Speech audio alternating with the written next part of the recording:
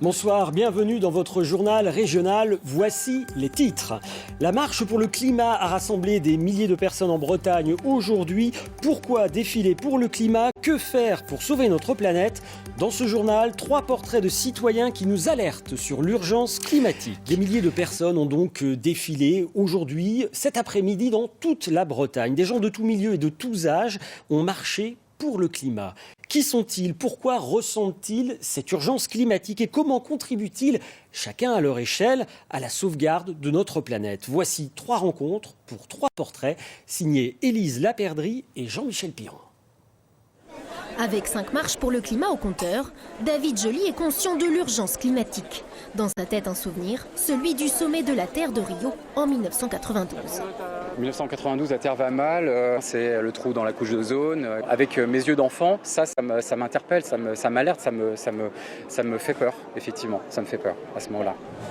Pas de plan B pour la planète, c'est aussi cela qui a poussé Morgane Pittet, 19 ans, à rejoindre le cortège.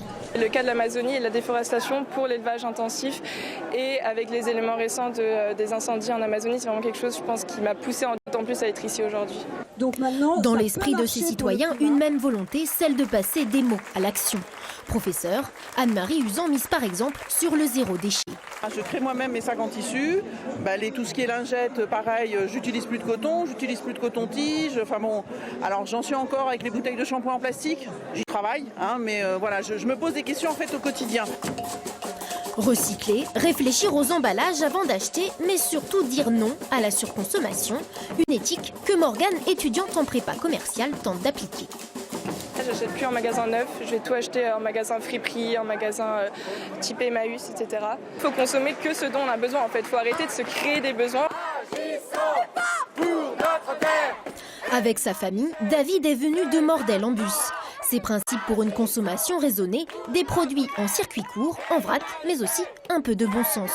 J'ai un voisin qui a trop de pommes, il vient effectivement nous proposer un sac ou 2 de pommes. Et en contrepartie, moi je vais lui fournir des citrouilles, je vais lui fournir un certain nombre de services.